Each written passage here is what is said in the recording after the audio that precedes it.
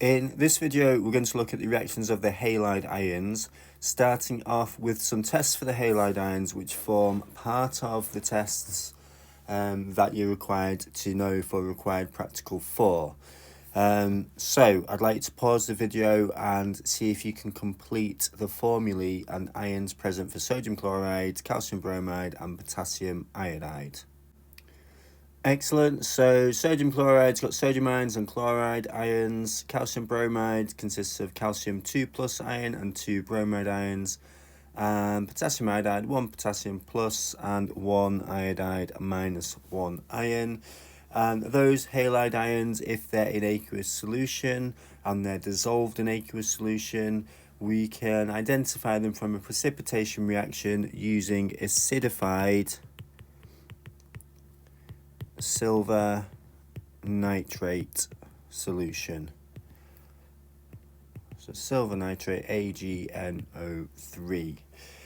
So if we add acidified silver nitrate to a solution containing chloride ions, we should observe a white precipitate,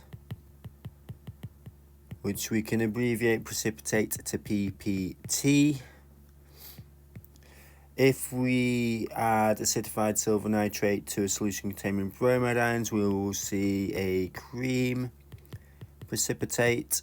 And silver nitrate, acidified silver nitrate to solution of iodide solutions, we should see a yellow precipitate.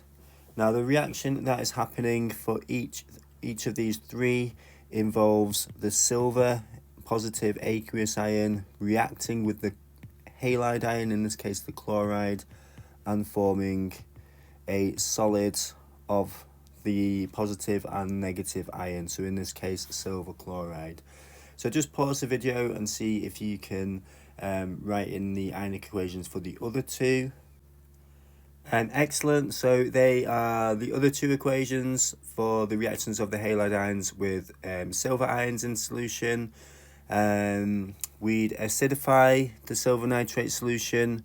We'd choose nitric acid because nitric acid has got the same anion, the nitrate ion, as the silver nitrate, so we're not adding any new ion there. That might give us a false result.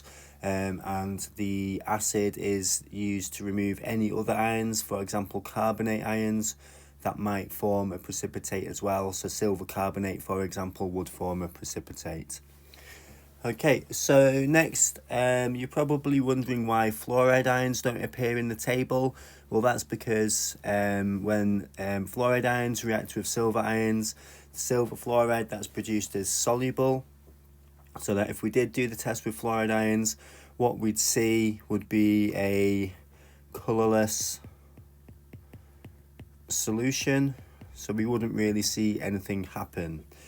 Now, when we see the colours of these in test tubes, sometimes it's quite difficult to distinguish or differentiate between the different colours that we get. So we've got a further test that we can do in order to just confirm the presence of which halide ion, and that's to do with the solubility of the silver halides once those precipitates have formed.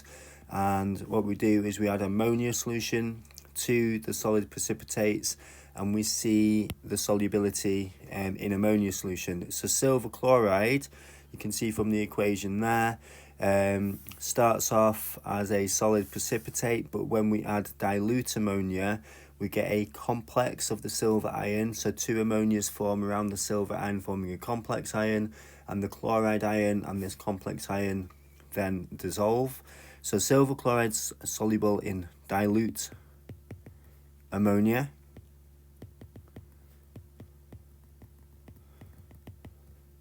But the others, the silver bromide and the silver iodide, are not soluble in dilute ammonia. So we can differentiate, we can tell if we've got a silver chloride precipitate because it will dissolve in dilute ammonia. Silver bromide is soluble in concentrated ammonia. So the same or a similar thing happens when we add concentrated ammonia solution to the silver bromide precipitate. We get this same silver and ammoniacal complex, and we get a positive ion from that and a negative ion from the bromide, and then they both dissolve. So the chloride precipitate dissolves in dilute ammonia, the bromide precipitate dissolves in concentrated ammonia, but the iodide precipitate does not dissolve in either of those two. So we've got a way to tell the difference between all three precipitates once we've made them. And that is what the star box is saying at the bottom of this page.